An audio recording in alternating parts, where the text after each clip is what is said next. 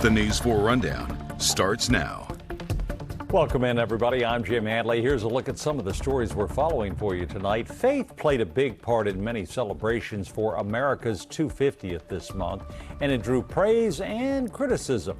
Coming up, a thoughtful conversation with one of the men who helped organize much of the Christian programming on the National Mall. Plus, after a recent spike in traffic deaths in Fairfax County, police are stepping up patrols in the area. They say to keep people safer on the roads. Our transportation reporter Adam Tuss followed officers today as they caught people going way over the speed limit. And how much coffee is too much coffee? What doctors say is an acceptable amount to drink every day, and why their answer might surprise you. But we begin tonight with the FDA backtracking after saying a sample of shredded lettuce linked to cyclospora outbreaks tested positive for the parasite. Now the agency says after reviewing the results, the test was actually a false positive. Taylor Farms, the company whose iceberg lettuce products have been recalled, says the FDA apologized for the error. In a statement, it said, to be clear, at this moment, FDA has not identified a single positive product test for the cyclospora outbreak. But this doesn't mean the investigation is over, and it doesn't mean the recall is over either. The FDA is still relying on illness reports, and it's tracing back investigation, which continues to point to shredded iceberg lettuce supplied by Taylor Farms. News 4 consumer reporter Susan Hogan spoke with a woman from North Carolina who tested positive for cyclospora after she ate iceberg lettuce from a fast food chain. I just thought I had food poisoning for a few days and was recovering after that and just didn't feel right. And, I was taking all the probiotics and everything, but it wasn't helping. So, if it's going on for, for more than a few days, I think food poisoning is only supposed to last like 24 hours. So if it's going on for 3 or more days, I would absolutely go get checked. Christina's from one of 27 states where the now recalled lettuce was distributed locally. Maryland and Virginia received those products as well. The FDA's investigation into the cyclospora outbreak has also renewed questions about public trust in agencies responsible for keeping our food safe. Amy Cho looks at why confidence in federal health officials has fallen and what experts say you should know. As we go about our daily lives, obviously all of us are trying to keep ourselves and our families healthy. We're trying to make sure the food and the medicine we consume is safe. It comes as public trust in scientists has gone down here in the U.S. ever since COVID. According to the Pew Research Center, before the pandemic, 87% of adults said they had a fair amount of confidence in scientists. Now that number is 77%. We spoke with a former FDA official who says he encourages folks to still trust the federal health agencies. Very few people at those agencies are political appointees. Most of them are dedicated scientists working hard for the public good. And that's what drives them every day, in part because these are people who also eat that food and take that medicine. This is their families. As the FDA continues to investigate the outbreak of cyclosporiasis, the agency now walking back its claim that Taylor Farms lettuce was the source, citing a false positive test result. Forbes magazine has pointed out a financial link between Taylor Farms, also known as Taylor Fresh Foods, and the MAGA movement. Financial disclosure forms from the MAGA Super PAC show last year they received a donation from Taylor Fresh Foods for $1 million, around the time the FDA announced it was delaying a new food tracing rule. News 4 reached out to the Super PAC, the FDA, and Taylor Fresh Foods to ask about this, but we have not heard back. There's no evidence to suggest anything improper happened during the FDA's investigation. Professor Loge says companies often lobby and donate to parties on both sides of the aisle.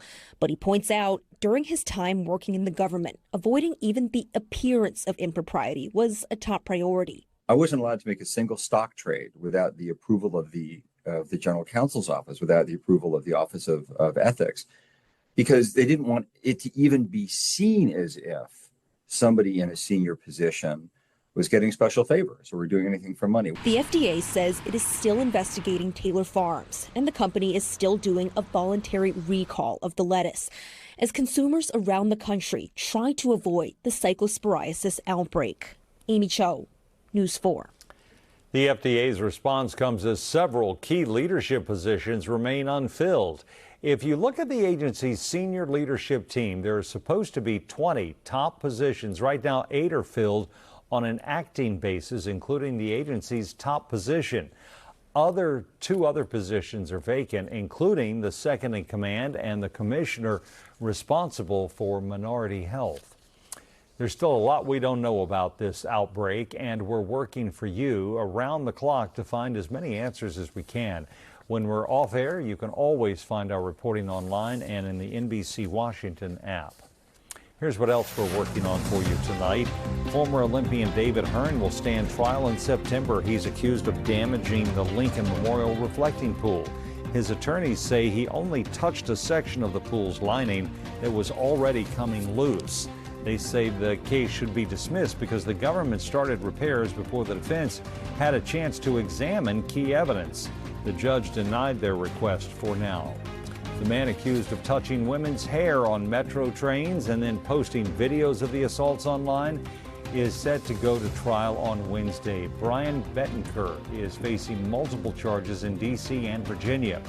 Today in D.C. court, prosecutors told the judge they just received more than 200 files from X, where they say Bettenker posted the videos, even talked about the crimes in private messages.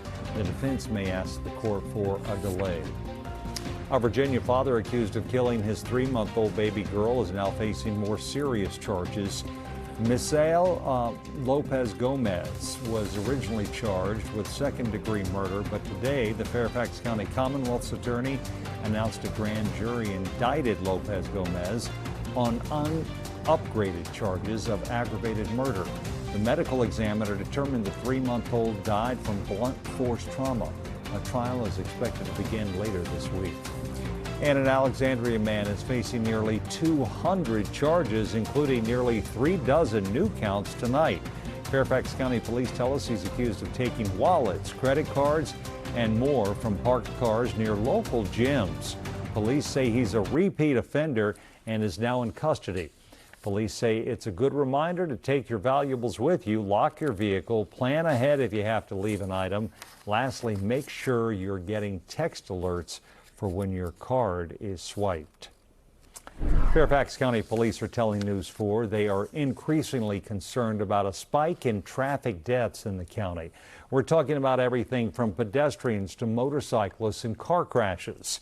Now they're stepping up enforcement efforts to get all drivers to pay attention and, most importantly, to slow down. News 4 transportation reporter Adam Tuss is with police today on road patrol. Blowing the whistle to get the attention of speeding drivers. 57. Get that right car, too. I got the 58 in the right lane. And ultimately tickets being written.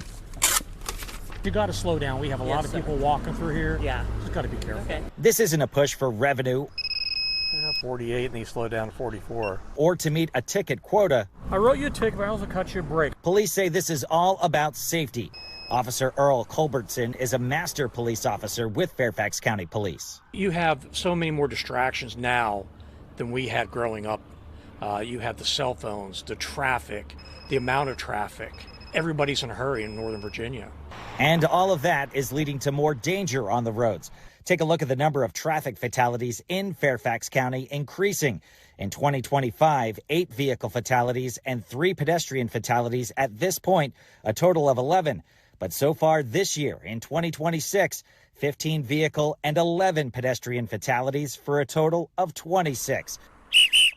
You over here. We watched as officers pulled over drivers going way over the posted 40-mile-per-hour speed limit. The reason I stopped you had you doing 56 in a 40 zone. Now, look, these officers say they generally give drivers about 15 miles per hour over the speed limit as a little bit of a grace period there. But they say a lot of the drivers that they're pulling over are doing 20 to 30 miles per hour over the speed limit. Officer Culbertson is blunt about the deadly crashes police encounter. It's pretty gruesome scenes, too. And he says there's another disturbing trend at the moment. There's been a lot of motorcycle accidents lately. Riders driving aggressively, changing lanes, people pulling out. Motorcycle's a lot harder vehicle to see than compared to a vehicle. Bottom line, they say slow down and focus behind the wheel. You got to slow down now. An urgent plea for road safety. In Fairfax County, Adam Tuss, News 4. Fairfax County Police are planning another wave of their Road Shark campaign, which aims to cut down on things like aggressive driving next month. When we come back on the News 4 Rundown, more changes coming to the National Mall. We'll show you what they mean after the break. And a beautiful night across the area after a gorgeous day, 85 degrees right now. We'll see our temperatures falling into the 70s as we head toward midnight, but I'm tracking the potential for severe thunderstorms tomorrow after the break. As one major event wraps up on the National Mall, crews are already preparing for the next one. That means road closures and restrictions aren't ending anytime soon. Earlier today, crews started taking down the FIFA fan zone and other temporary structures that filled the mall during the World Cup and the Great American State Fair. Roads including Madison and Jefferson Drives and 4th Street have been closed for weeks, forcing commuters and visitors to adjust. I'd say it's a mixed bag. It's exciting seeing all the people, all the activity, the FIFA World Cup fans with their jerseys. I would see them on my way to work, on my way back. It also lengthens my commute a little bit more, a little inconvenient at times. Construction is now underway for the Freedom 250 Grand Prix, which takes over D.C. August 22nd and 23rd. Pennsylvania Avenue, Independence Avenue, and parts of 3rd and 9th Streets will be closed for that race. There's been much discussion about some of the events held this month to celebrate America's 250th and whether they were inclusive for all people. Amidst the celebration and criticism of the Freedom 250 events, one thing stood out: how faith played a part. Our investigative reporter Ted Oberg went looking for more context, and he's here now with us. Yeah, the Christian faith was woven into many of these events. Back in mid-May, you may remember Rededicate 250 was an event featuring several Trump cabinet members and high-profile Republicans. And then at the Great American State Fair, there was a faith pavilion with solely Christian presenters inside, and up on the main stage, a Faith, Family, and Inspiration Day featuring mostly Christian speakers. The criticism those events got was about promotion somehow of Christianity as a national religion. So we asked the CEO of the Museum of the Bible, who helped program that main stage event, about it. Does the Bible belong on the mall? I think the Bible belongs in America. And, you know, I think this idea of separation is great, but the idea that separation doesn't freely open people to all kinds of faith opportunities would be a mistake. Tell me about your pros and cons list. I don't know if you're a list guy, but it's a bit of a high wire act to do something like that, isn't it? It is a little bit, because we just live in a world where it's almost impossible to tease out the political from anything else. And because we are apolitical in our founding documents, whenever you do something like that, and it became controversial in ways that we hadn't anticipated. So yes, it is a little bit of a high wire act, and all you can ever do is kind of test your own conscience and motives and move forward. And if people walked away from it with one thing, what is it you want them to walk away with? You know, overall, it is this idea of reconnection, you know, reconnecting to God and reconnecting to one another. For us, so much rancor in today's politics. Here we are, we feel like we're a respite from all of that. You can kind of come in, whatever your background, no background, come here and get away from all of that. And here we sit in the shadow of the Capitol. A Democratic committee, the Democratic minority on a House committee put out this report right before the celebration, and I'm sure you've seen parts of it, right? Yes. They accused the Freedom 250 events of theocratic creep, of making a move towards installing Christianity as a de facto national religion. I wonder what you make of that. Yeah, I think it's very healthy in our country to have these kinds of back and forth dialogues. I think it really is healthy, because, you know, the idea of give to Caesar what is Caesar and give to the Lord what is the Lord's is a very old concept, and we think it's a pretty powerful one. So we like the fact that we live in a country where we have both sides, right? Was your event theocratic creep? I don't think so. You know, we tried to put forward something that could appeal to all. You know, we don't think it was offensive. We weren't telling people they had to believe or, you know, anything like that. This entire event has been criticized as a political event. And I think part of the reason we wanted to talk to you was, who are the storytellers on this 250th? how do you want us to view your participation in a political event? Well, we would want them to view our participation as someone that tried to put something forward that related to the Bible and not politics. That's what we'd like it to be. Can we fully separate ourselves from the inherent conclusion that people will draw? Probably not. But our intentions were not then and have never been political in nature. Carlos Campo did admit he was surprised to get the call to produce that afternoon of entertainment and by some of the criticism. We also spoke with some high-profile critics who really questioned why it was part of that 250th celebration at all. Thank you, Ted. That conversation is part of our most recent For More Context program that you can watch right now. You can see it at our YouTube page by clicking on that QR code on your screen.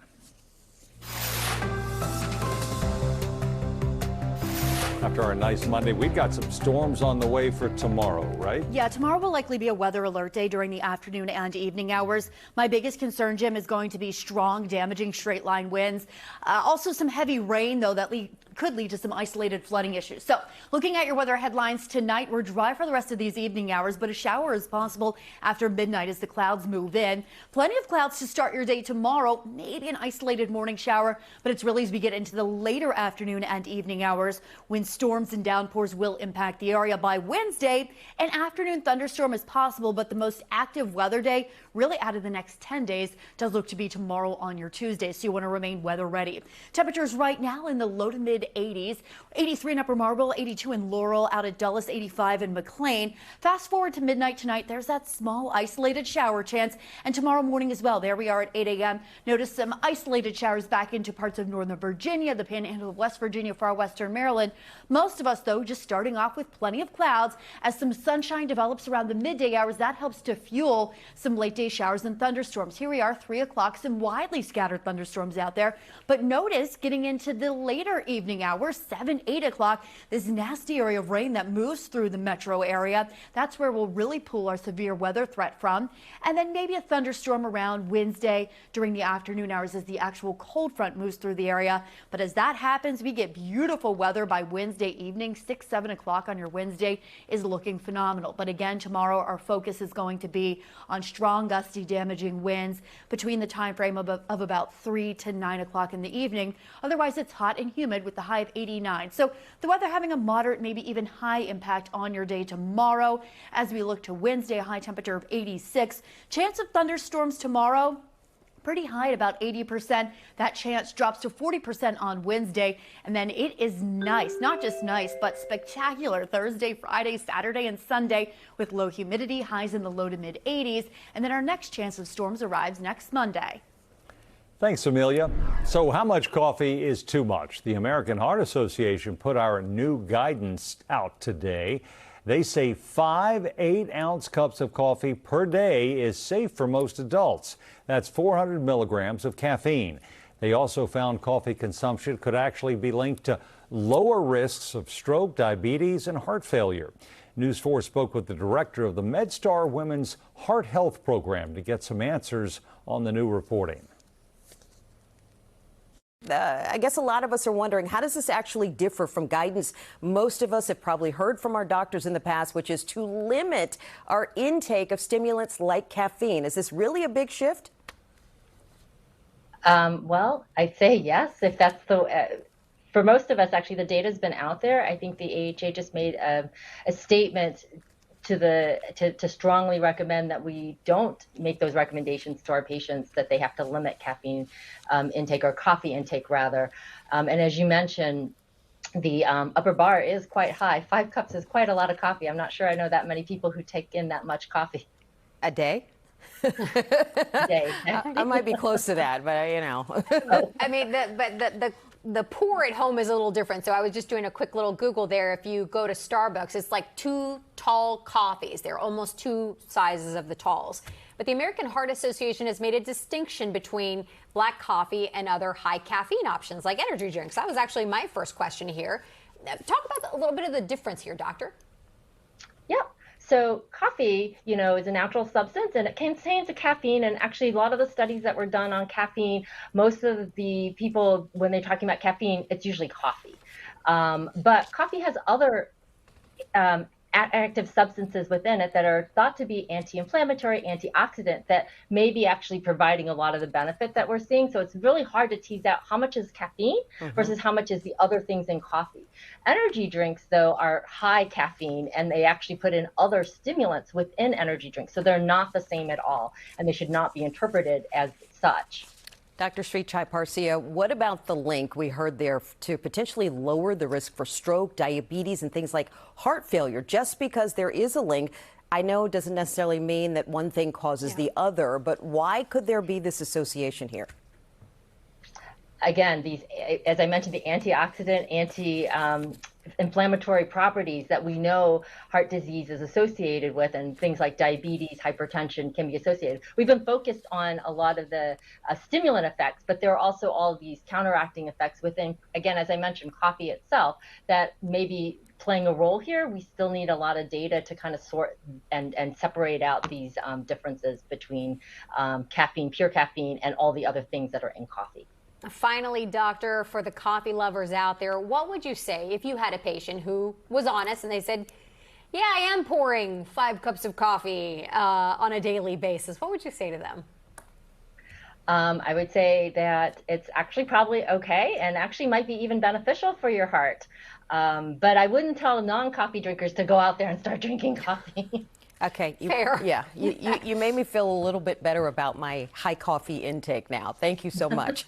Dr. Barbara Sri Chaiparsia, thank you so much. Director of MedStar Women's Health Heart Program. We appreciate you joining us. I'm sticking to my 2. Still ahead on the rundown tonight. We're getting you ready for tonight's primetime lineup. New episodes of America Ninja Warrior and The Wall are coming your way. What you can expect to see right after the News 4 Rundown. We have a busy night here on NBC4. In just a few minutes, American Ninja Warrior kicks off its Central Region qualifier, followed by the start of a new batch of episodes for The Wall. NBC's Mark Barger has a preview. 5 times in his career, he's been the fastest in qualifying. And one of American Ninja Warrior's most popular athletes. So smooth, flowing like that incredible hair. Daniel Gill will take to the course tonight as the Central Regional qualifying gets underway. Gill has registered 32 buzzers in his career. Only Joe Moravsky with 35 has more. And following Ninja, go ahead and drop it. The Wall returns, and host Chris Hardwick's had so much fun serving as host, he's lost track of time. Someone pointed that out to me a couple days ago. I was like, 10 years? No, we can't. Oh my gosh, it is 2026. We did, the show did start like 2016, 2017. It has been 10 years. And it's an incredible job. That's because Hardwick frequently gets to see people's lives changed by the money they're able to win. I really kind of see the show as a human show disguised as a game show. Tonight, it's a couple from Maui. With their boat, they rescued 8 people during catastrophic fires while seeing their own lives upended. We watched our future, our dreams, our business burn up. Lock it in. But anyone taking on The Wall could see their outlook change. I root for them, and I never know how it's going to play out until the moment you see it revealed on the show. That's when I find out, too. Including tonight. Mark Barger, NBC Entertainment. Tune in. That's going to do it for the rundown on this Monday night. Be sure to join us right back here for News 4 at 11. For now, I'm Jim Antley. Have a good night, everybody.